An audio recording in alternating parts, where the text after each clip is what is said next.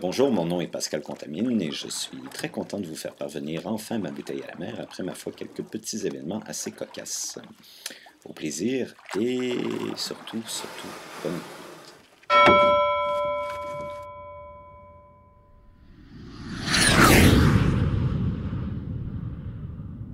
Alors voilà, j'ai été conçu dans la vallée de Bujumbura au Burundi, résultat d'une nuit d'amour entre un Français et une Québécoise.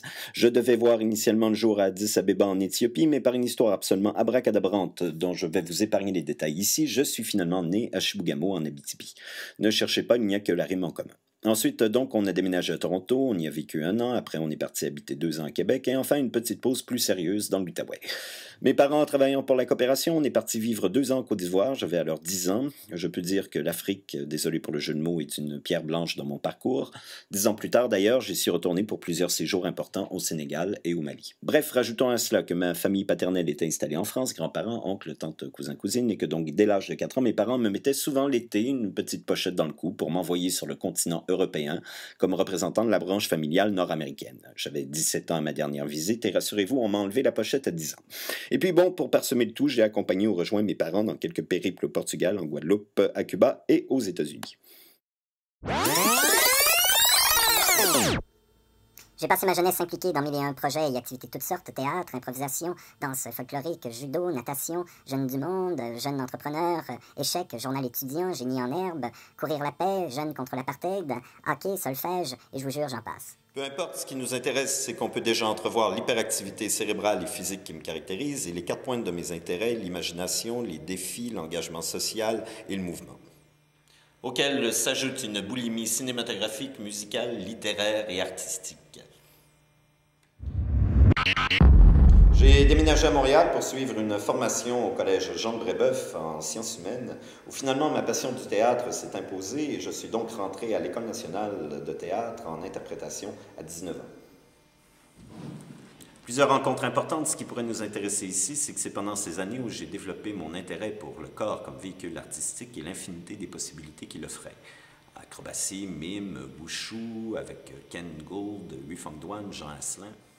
À la sortie de l'école, j'ai d'ailleurs continué à m'entraîner avec eux et j'ai reçu aussi la bourse de la Fondation Fox pour aller étudier le wushu dans un monastère en Chine pendant 4 mois. À mon retour, j'ai joué entre autres au théâtre pour René Richard Cyr, Éric Jean, Brigitte Henkens et bien sûr avec Wajdi Mouawad, que j'ai rencontré à l'école et avec lequel j'ai développé une grande complicité pendant 8 ans sur plusieurs projets et avec certains desquels j'ai tourné en France, en Italie, en Belgique, au Liban et même parti en Albanie pour le tournage de Littoral. Dans la même continuité, j'ai travaillé à la télé et au cinéma pour des réalisateurs comme Bernard Hébert, Manon Briand, Alain Chartrand, Robert Ménard. J'ai travaillé comme acteur-danseur avec Emmanuel Joute et Estelle Clarton. Et j'ai même fait un saut dans le monde de l'humour avec les Bizarroïdes, avec lesquels je suis parti en Allemagne pour jouer dans des cabarets où faisaient partie des acrobates russes, allemands, des jongleurs espagnols, des clowns américains et anglais. En parallèle, j'ai continué à m'intéresser au mouvement. En plus du mime et du wushu, j'ai été jeter un coup d'œil du côté du tango et de la danse moderne, et un peu plus sérieusement en capoeira. Et puis bien sûr, en plus de l'Afrique et des voyages déjà mentionnés, je suis parti, nécessité de la découverte oblige, dès que j'en avais l'occasion, pour des intermèdes de différentes durées en Grèce, en Espagne, en Angleterre, en République tchèque et en Suisse. À 28 ans, j'avais besoin de nouveaux défis. J'ai donc remis sur pied une compagnie que j'avais créée à la sortie de l'école, mais que j'avais mise sur la glace car j'étais monopolisé par d'autres projets. Je lui ai donné le nom très poétique de Centre international de recherche et d'action artistique et multimédia. Je fais remarquer ici que le mot multimédia signifiait aussi bien multidisciplinaire à sa création en 1996. Bref, depuis 2000, j'ai créé 7 spectacles avec elle. Il y en a 5 dont j'ai assuré l'écriture. Il y a Five Wolf Deft of Circus, qui est inspiré de l'univers des clowns et des saltimbanques, qui raconte l'histoire d'un fœtus qui part en quête du sens de la vie dans l'inconscient métasocial universel et qui fait la rencontre de différents archétypes et essences. Une espèce de petit prince sur l'acide.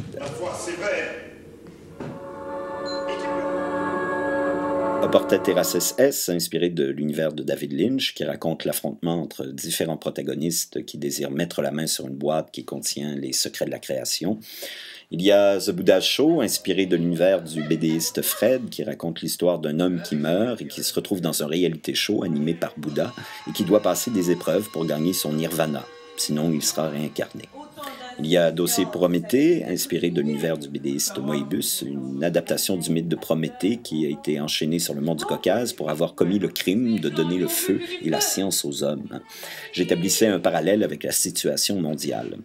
Il y a L'ombre incongrue de F, qui raconte l'histoire d'un homme qui se lève un matin et qui rencontre sa mort, qui a décidé de venir lui rendre une visite parce qu'elle s'ennuyait. Il essaie alors par tous les moyens de s'en débarrasser. Il y a eu aussi un texte original que deux amis m'ont proposé de monter et qui m'a intéressé à cause des défis de mise en scène qu'il recelait, soit l'histoire des ours pandas racontée par un saxophoniste qui a une petite amie à Francfort, de Matej Wisniek, qui raconte la rencontre étrange d'un homme et d'une femme pendant 9 nuits. Il y a eu aussi une adaptation d'un roman de Romain Gary, Gros câlin, l'histoire d'un statisticien qui décide de partager son existence solitaire avec un python capable de l'enlacer d'une puissante étreinte. Les spectacles ont toujours été montés avec très peu de moyens et des grosses équipes pour des shows underground, on s'entend. Mis à part un duo et un solo, on parle d'une moyenne de 8-10 comédiens pour autant de concepteurs. Il y a un avantage, petit budget, petit théâtre, on développe rapidement la faculté de faire des miracles. Le public a suivi et tous les médias ont souligné la force de mes univers et propositions artistiques. J'ai aussi la reconnaissance de mes pairs, les jurys m'ont octroyé 4 bourses et tous les projets ont reçu leurs subventions. Parenthèse, pour clore le volet parcours, je rajoute que j'ai été approché il y a 4 ans par l'UQAM et le Collège Bois de Boulogne comme metteur en scène pédagogue. J'ai accepté, avec comme condition de travailler des auteurs considérés à prime abord comme assez complexes, Coltès, Bond, Wisniek, Euripide, Béné, voire l'opéra de Mahagoni que j'ai adapté et mis en scène avec une 60aine d'étudiants des départements de théâtre et de musique.